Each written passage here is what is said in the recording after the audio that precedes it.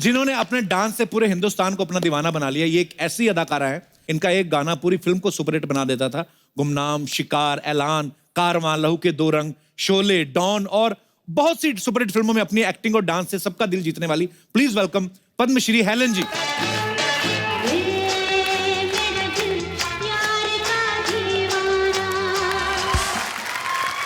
आइए मैम, आइए। मुझे पता है आज आपके दिल में बहुत सारी बातें जो आप करने वाली हैं, so please ma'am. Asha ji, I am so honored to meet you. So honored. After a long time we are meeting. I'm such a big fan of yours. Helen ji. Hi, my darling. You know, Helen ji, I want to say एक चीज जो मैंने कभी किसी से शायद share भी नहीं की, कि अगर मैं आज इस इंडस्ट्री में हूं तो हेलन जी की वजह से। क्योंकि जब मैं छोटी थी और मैं आपके गाने और डांस और आपकी एक्टिंग देखती थी स्क्रीन पर, तो मैं इतना मेस्मराइज्ड और उस ग्लैमर से इतना अट्रैक्टेड थी। तो मैं बोलती थी कि वन डे मैं भी उस पर्दे पर आना चाहती हूँ। तो it's because of you. Thank you so much.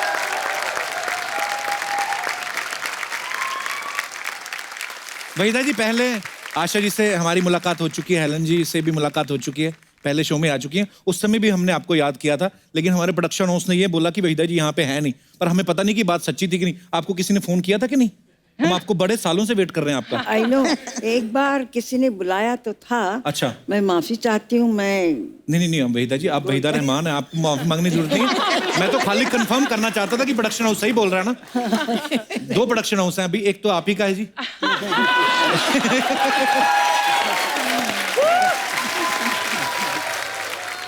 Hindi cinema में आपका कंट्रीब्यूशन जो है कोई भुला नहीं सकता।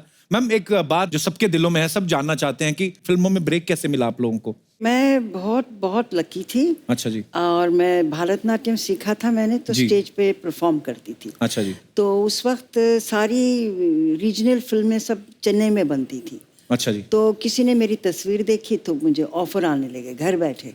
और मैं 13 साल की थी, तो मेरे पेरेंट्स ने कहा टू सून, मतलब बहुत छोटी है, ना इधर की ना उधर की। तो फिर एक तेलुगु फिल्म में मैंने डांस किया, फोक डांस। वो लकीली बहुत मशहूर हुआ।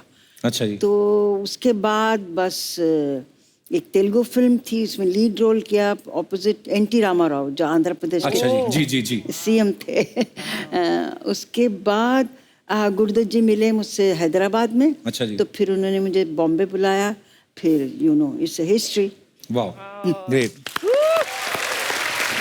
और आशा जी, आप कैसे आई फिल्मों में? मैं स्टेज पे परफॉर्म किया करती थी। अच्छा जी।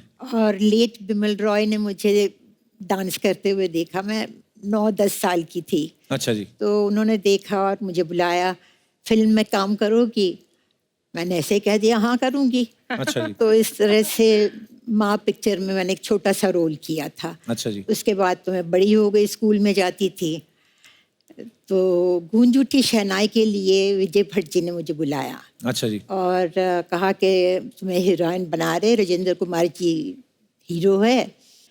तो 2 दिन की शूटिंग करने के बाद कहा कि नहीं, अब स्टार मटेरियल नहीं है। अच्छा। तो हम आपको नहीं ले सकते हैं। स्टार मटेरियल नहीं। तो हमको निकाल दिया गया। 1 हफ्ते में मुहूर्त था बहरूपिया का, और वहाँ एस मुखर्जी मिले। बोले कल फिल्मालय आ जाना। मैंने कहा अभी फिल्मालय क्या करना है, अभी तो मुझे डॉक्टर बनना है, मुझे तो नहीं जाना है। इसी तरह से वहाँ पहुँच गए। और फिर तो सबको मालूम है कि दिल दे के देखो कि हीरोइन बन गई।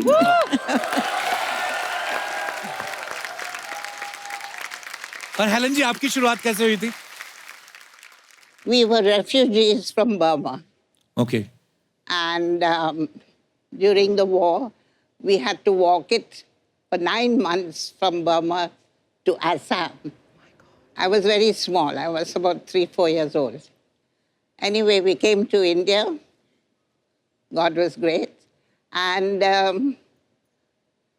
I went to school, and while going to school, I started learning Manipuri, a little of Bharatanatyam, and Kathak.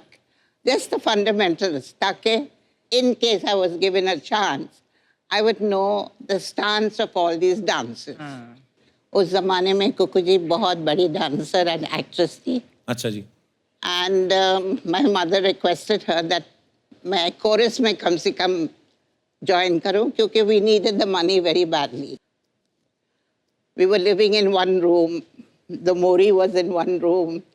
और another thing I must tell you, जब भी गर्मी का दिन था, हम लोग चटाई को ठंडा करके जमीन पे लगा के नहा के, we never used to wipe ourselves, put our nightie and we go to sleep. Oh my God. So we've seen these lovely days, praise the Lord.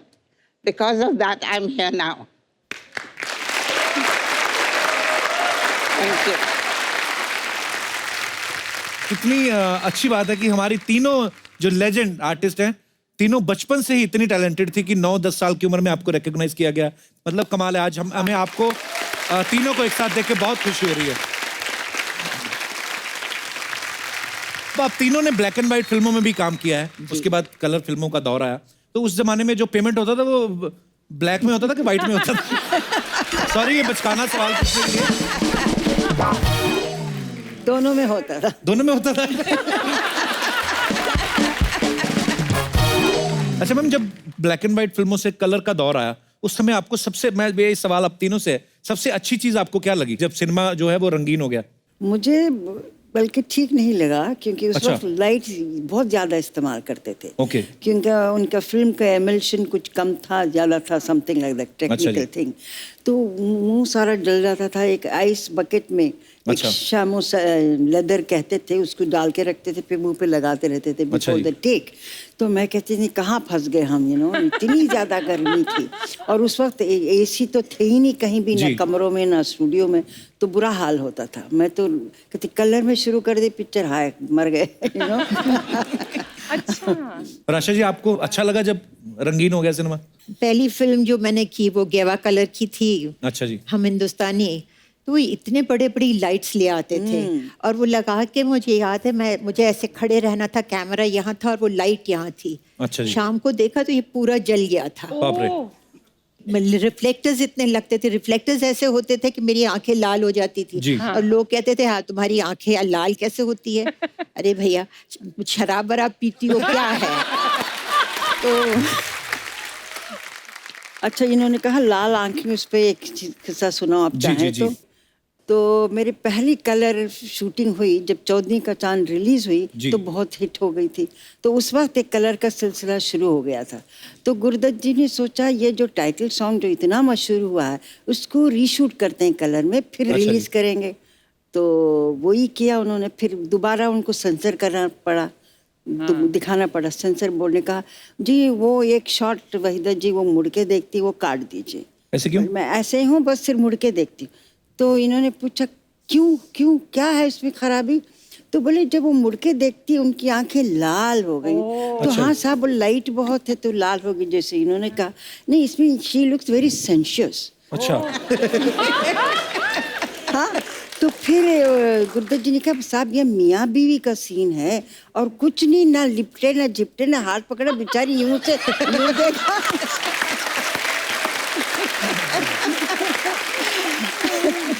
अगर वो सेंसर बोर्ड वाले अगर अब हों तो बेचारे वो देख के तो बेहोश हो जाएंगे. आजकल तो बन रहा है. तो हेलन जी, उस दौर में जैसे आशा जी ने, वहीदा जी ने बताया कि लाइट्स बहुत ज्यादा होती थी और ऊपर से डांस करना. डांस में तो रीटेक भी और होते होंगे बिकॉज छोटे छोटे शॉट्स लेने हैं और इतनी सारी लाइट. आपको भी परेशानी होती होगी फिर तो? I was very happy that it was in color because my costumes were very colorful. Ji. I could wear those feathers and I could, and I looked much better. So for me, color was lovely. Kapil, मैं जैसे आप सबने बोला कि इतनी गर्मी वगैरह, and then हम तो आज वैनिटी वैन मिलती है हमें और हम लोग इतने एयर कंडीशन कंट्रोल एनवायरनमेंट में शूट करते हैं. तो मैम आप सबसे पूछना चाहती हूँ कि आप लोग कैसे मेकअप करते थे? कभी जंगल में शूट है, कभी यहाँ, तो वैन तो होती नहीं थी. अर्चना आप मानोगे नहीं, मुगले आजम जैसी पिक्चर बनी मोहन स्टूडियोज में, वहाँ एक वॉशरूम नहीं था. बाप रे. तो एक बार मैं और लेट महमूद एक्टर हमने तय किया कि हम पैसे देते हैं. स्टूडियो ओनर को कहा भाई 2 बाथरूम बना दीजिए. तो आफ्टर हम बोल के हम चले गए कि अगली दफा आएंगे शेड्यूल पे 10 दिन के बाद. आए तो जी हमने जल्दी से पूछा वो मैनेजर को, बाथरूम बोला हाँ जी इंतजाम कर दिया हमने। अच्छा जी। क्या इंतजाम किया? वो कॉरिडोर में उन्होंने एक थंडर बॉक्स रख दिया था। बाप रे।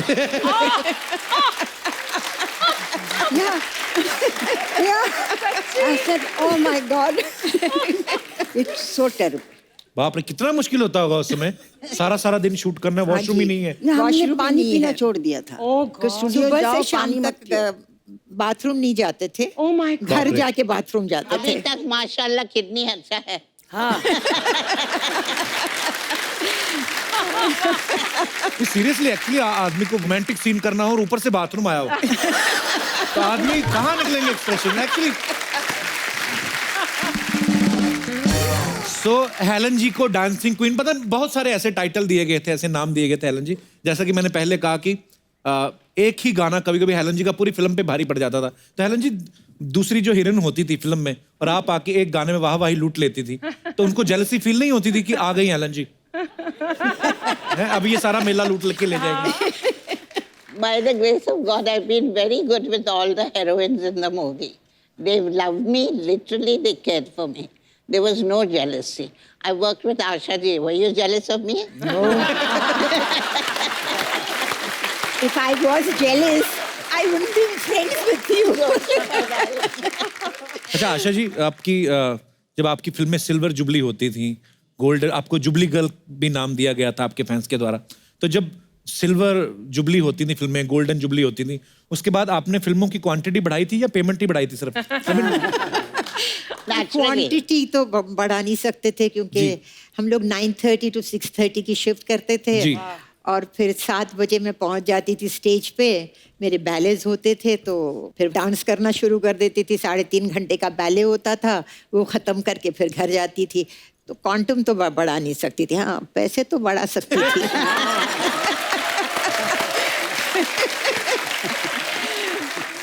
आशा जी, आपने तकरीबन सब स्टार्स के साथ काम किया है, जी। तो आपको अपनी जोड़ी सबसे ज्यादा किसके के साथ अच्छी लगती थी? मेरी पहली फिल्म शम्मी कपूर जी के साथ थी। अच्छा जी। तो मुझे उनके साथ काम करने का ज़रा आसानी लगती थी। एक बहुत मतलब जो वो करते थे वो इमीडिएटली मैं पकड़ लेती थी। अच्छा जी। जैसे डांस होता था तो डांस डायरेक्टर नहीं होता था। अच्छा जी। अच्छा तुम ये कर लेना, मैं ये कर लूंगा। अच्छा, वाह। हाँ Really? तो इस तरह से कई गाने हमारे ऐसे थे कि विदाउट अ डांस डायरेक्टर बिना हमने dance किए हैं। क्या बात है। अरे जी जी। और उनको मैं छेड़ती थी भी बहुत। मुझे याद है कि एक बार हम शूटिंग कर रहे थे कश्मीर में, तो उन्होंने कुछ पहलवान को बुलाया, उनके गले में कुछ हो गया था। अच्छा तो जी। बहुत हंसी, अरे पहलवान को बुलाया गला ठीक करने के लिए। ओह, दूसरे दिन मैं गिरी तो पैर में मोच आ गई। साहब वो पहलवान फिर आ गए मेरा पैर ठीक करने। एज यूजुअल शमी जी कर रहे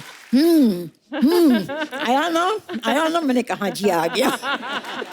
एक्चुअली उस समय फिजियोथेरेपिस्ट थोड़ी ना होते थे, तो पहलवान ही जो पहले कुश्तियां करते थे, मुझे याद है बिकॉज मेरे फादर की कुश्ती करने के बड़े शौकीन थे।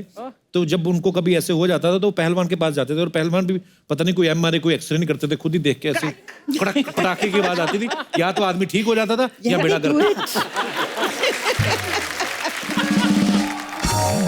आशा जी, हेलन जी, आप मतलब जब भी किसी हीरो के साथ काम करती थी तो ऑब्वियसली हर एक का अलग अलग स्टाइल रहता है, लेकिन शम्मी जी के खुद के स्टेप होते थे, वो हम लोग सब हाँ, वो देखते रहे। खुद ही मतलब कर लेते थे। तो वो कितनी एनर्जी होती थी, कितना मुश्किल रहता था उनके साथ डांस करना आपको भी? आप एनर्जी तो या क्या रिदम थी उनमें। हाँ जी। एक एक रिदम पे झटके clan is वटके। full of rhythm. या, सब बच्चे लोग। सब सभी लोग। और क्या शम्मी जी का कोई शशि प्रॉपर कपूर, डांस मैं नहीं बोल होता था, रही जैसे जी। वाइल्ड डांस ना। जी। तो रिदम को पकड़ के उनमें इतनी पूरे जिस्म में रिदम थी उनकी। रिदम थी वो उनकी ये body हाथ में। भी यूं करो यूं भी करो तो सब रिदम में करते थे। Actually Isn't it? अच्छा वहीदा जी, ऐसे हमने सुना है कि जब आप फिल्मों में आई थी तब आपका नाम जो है वहीदा रहमान नहीं था, कोई और नाम था। नो, ऐसे पता नहीं क्यों अफवाह है ये? अफवाह है। असली नाम मेरा वहीदा रहमान और वहीदा रहमान ही था। अच्छा जी। हाँ। मैं आज ही इनको बाहर निकालता हूँ जिन्होंने ये मुझे बोला ना। वहीदा जी, एक और अफवाह है, पता नहीं ये भी अफवाह ही है कि सच्ची बात है, लेकिन बड़ी ऐसे अफवाहें सुन के आ रहे मैं हैं आप। अफवाहें सुन के आया हूँ बहुत सारी। एक के बाद एक के बाद। पर उन्होंने कहा कि जो आपके भरतनाट्यम के जो गुरु थे उन्होंने पहले आपको डांस सिखाने से मना कर दिया था, लेकिन बाद में आप ही उनकी बेस्ट स्टूडेंट निकली। अच्छा, तो मतलब ये बात सही है। चलो, वो बच गया आज। तो ये क्या रीजन था वहीदा जी, उन्होंने क्यों मना किया आपको डांस सिखाने से? वो बहुत मशहूर एक गांव है, गांव के जैसे शहर लुधियानवी, तो तिरुचेंदूर एक जगह है तमिलनाडु में, वहाँ के थे वो। अच्छा, तिरुचेंदूर मीनाक्षी सुंदरम पिल्ले उनका नाम था। बाप रे, इतना लंबा नाम। हाँ, तो मुझे जिद आई कि उन्हीं से सीखना है। अच्छा, तो हमारे कोई बीच में फ्रेंड थे, उन्होंने जाके कहा ऐसे ऐसे सीखना है। जब नाम सुना तो बोले नाम तो मुसलमान है। बोले हाँ, लड़की भी मुसलमान। No no no no no, मैं मुसलमान को भरतनाट्यम कैसे सिखा सकता? अच्छा। बोले क्यों नहीं सिखा सकते साहब आप? नहीं, वो अभिनय जो हमारे डिवोशनल गाने होते उसको समझेगी नहीं, वो ठीक से कर नहीं पाएगी। तो 6 महीने लगा दिया और मैं भी जिद से अड़ी रही कि उन्हीं से सीखना है। तो जब इन्होंने बहुत जबरदस्ती की हमारे दोस्त ने, तो बोले अच्छा उसकी कुंडली लेकर आओ। अच्छा। तो बोले जो वो लोग मुसलमान हैं वो कुंडली उंडली बनाते नहीं, बिलीव नहीं करते। अच्छा जी। तो बोले ये तो बड़ी मुश्किल है फिर। तो बोले अच्छा उसका बर्थ डेट लेकर आओ। अच्छा, वो लेकर गए तो उन्होंने अपने से चार्ट बनाया, कुछ पता नहीं क्या क्या किया। तो बोली ये क्या हुआ, ये कैसे हुआ? तो उन्होंने पूछा क्या हुआ साहब? तो ये चार्ट में कहता है कि ये लड़की मेरी लास्ट और सबसे अच्छी स्टूडेंट होगी, हो नहीं सकता। तो उन्होंने ऐसे ढकल दिया, नहीं नहीं नहीं, हो नहीं सकता, समथिंग इज रॉन्ग, या मैंने ठीक नहीं किया। तो बोले और 2 दिन दो। अच्छा, फिर 2 दिन के बाद फिर उन्होंने बनाया, बोले no, again the same result. तो बोले चलो मैं सिखाता हूँ इसको। क्या बात है, लेकिन और वो बात सच भी साबित हुई। वाह। ऐसे हमने सुना है कि रेशमा और शेरा में एक ऐसा सीन था जिसमें आपको बच्चन साहब को ऐसे थप्पड़ मारना था, लेकिन बच्चन साहब की माताजी वहां पे रहती थी। तो मैम फिर कैसे मारा आपने? वो आदमी थोड़ा वो भी हो जाता कि यार सामने मम्मी है। नहीं, उन्होंने आंटी ने ये भी कहा वहीदा जरा संभाल के, तो मैं बिल्कुल डर गई। अच्छा जी। तो हर बार आए तो सुनील दत्त डायरेक्ट कर रहे थे उस वक्त और सी रामचंद्रन कैमरामैन थे। अच्छा तो उन्होंने कहा वहीदा जी आप ठीक से नहीं करेंगे तो रीटेक होंगे, उतने थप्पड़ पड़ेंगे। अच्छा जी। इससे बेहतर है अब दिल मजबूत करके एक कस के दे दीजिए, बात खत्म हो जाएगी। अच्छा जी। तो फिर लाइटिंग वगैरह हो रही थी तो मैं जाके बैठी, तो आंटी बच्चन उधर बैठे हुए थे, वहीदा जरा संभाल के करना। तो मैं बिल्कुल डर गई। फिर मैंने जाके सुनील दत्त को कहा साहब मेरे से थप्पड़ नहीं मारा जा रहा है। बोले क्यों क्यों नहीं मारा जा रहा? कि वो आंटी ने कह दिया जरा संभल के। तो बोले ओहो, तो फिर आंटी को कहना चाहिए इस शॉट के लिए अब बाहर जाके बैठिए। अच्छा, तो बाहर भेजा फिर उनको? बाहर भेजना पड़ा। तो उसके बाद फिर सब सेट पे असिस्टेंट डायरेक्टर सुनील दत्त सब कहने के एक ही शॉट, एक ही टेक, एक कस के लगा दीजिए। मैंने कहा अमिताभ बहुत कस के लगाने वाली हूँ। हाँ कोई बात नहीं। खैर शॉट हुआ, लकीली पहला टेक ओके हुआ। तो फिर अमिताभ कहने वहीदा जी काफी अच्छा था।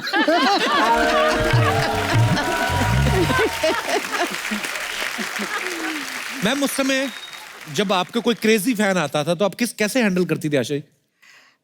सेट पे शूटिंग देखने आ जाते होंगे, आपके घर के बाहर आ जाते होंगे कई? घर के बाहर एक चाइनीज आदमी आता था। चाइनीज? हाँ। अच्छा जी। तो वो मतलब आके घर के बाहर दरवाजे के बाहर ही बैठ गया।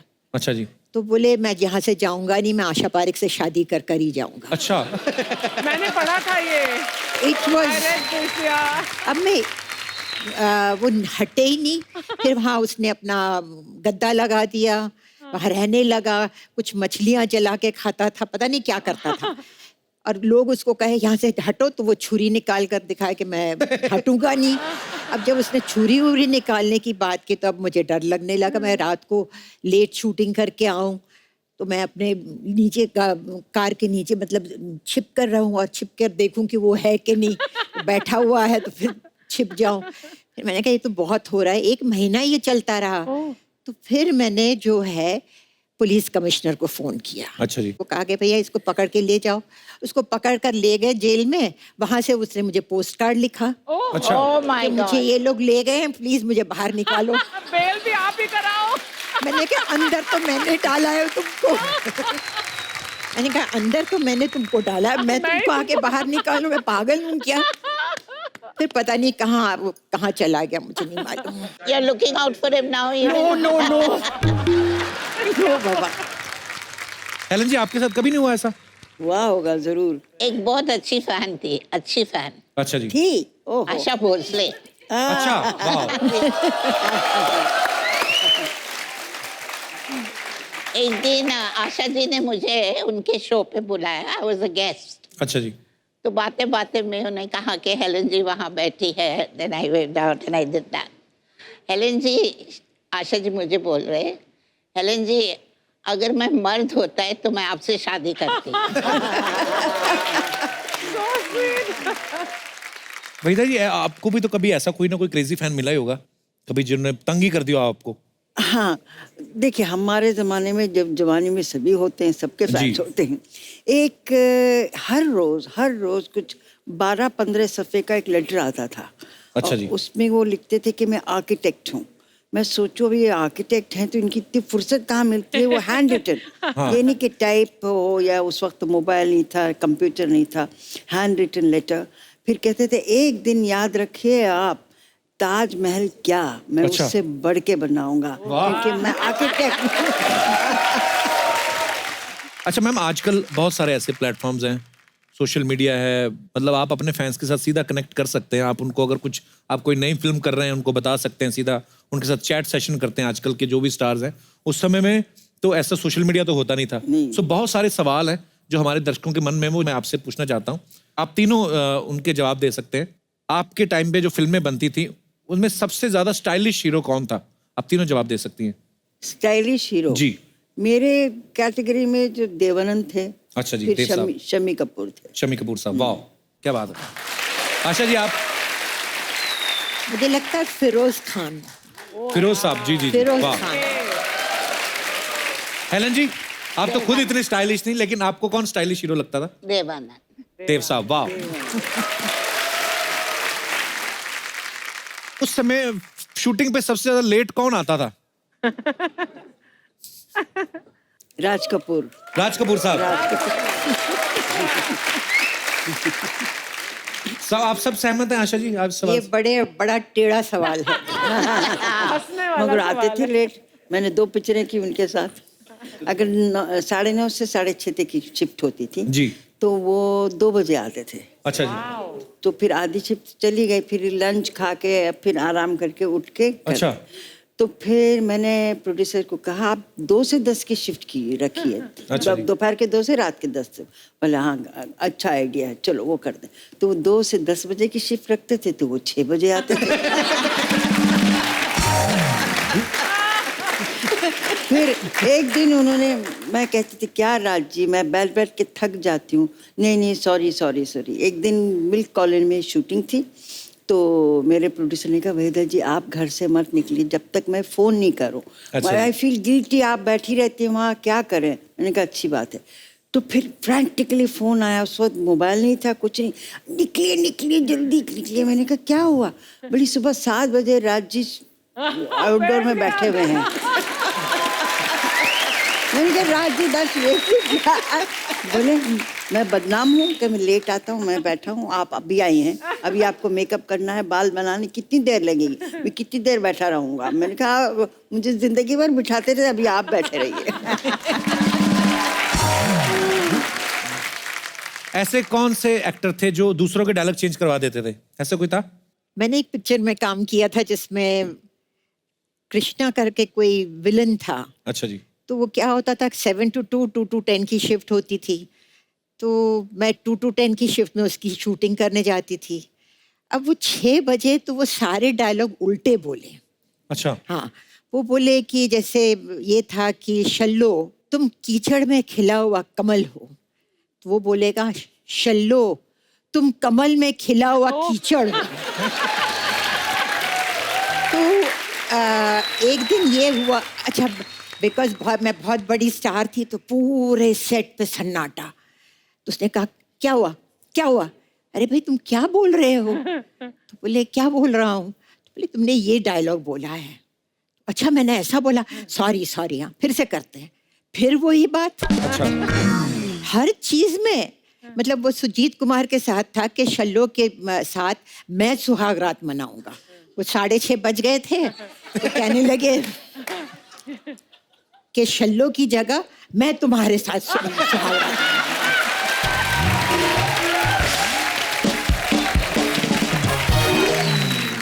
अच्छा हेलन जी, कोई ऐसा एक्टर भी था जो सबसे ज्यादा, मैं ना मेरे शो पे जो भी हीरोइन आती हैं अपनी फिल्म की प्रमोशन करने के लिए, अब तो खैर मेरी शादी हो गई है, मुझे मुझे मुझे ऐसा बोलते हैं कि तुम फ्लर्ट बड़ा करते हो, हालांकि मैं करता नहीं हूँ, मेरा हो जाता है।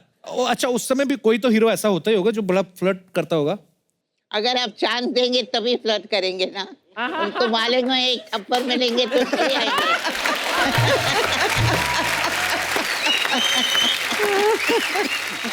तो मैम सलीम साहब से आपकी मुलाकात कैसे हुई थी?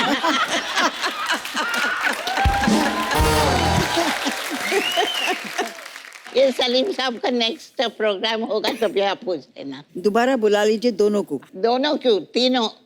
हाँ जरूर जरूर। Salman's mother is there. Definitely, ma'am. We would love to, ma'am. That will be something.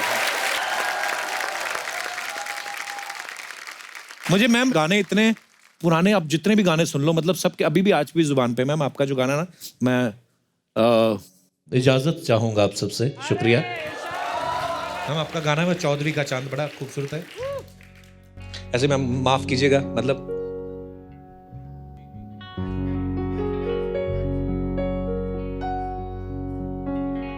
चौदवी का चांद हो,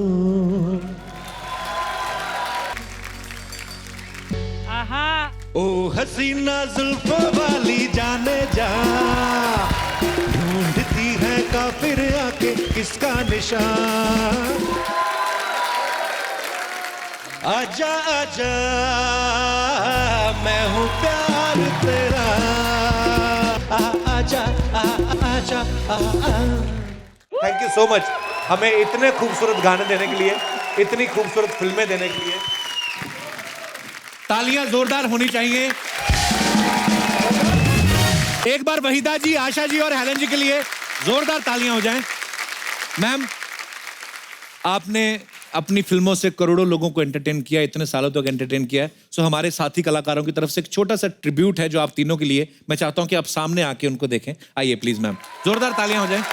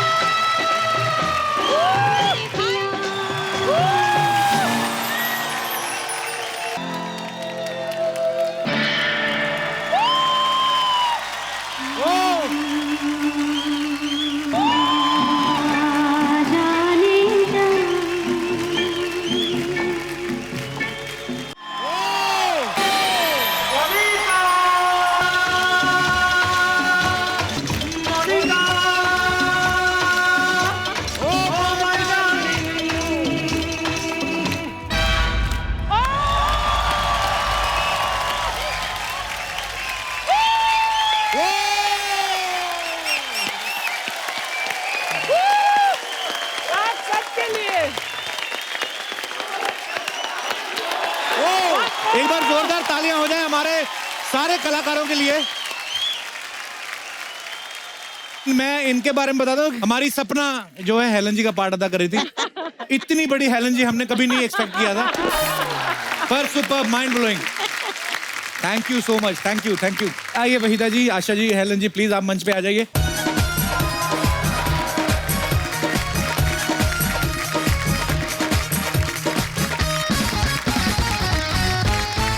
आशा जी, वहीदा जी, हेलन जी, आपका तहे दिल से शुक्रिया अदा करते हैं कि आज आप हमारे शो में आई, और बहुत लोगों को इंतजार था कि आप तीनों एक साथ हमारे शो में आए, और आपने हमारा न्योता जो है स्वीकार किया। थैंक यू सो मच आने के लिए। आई होप आपने एंजॉय किया होगा मैम।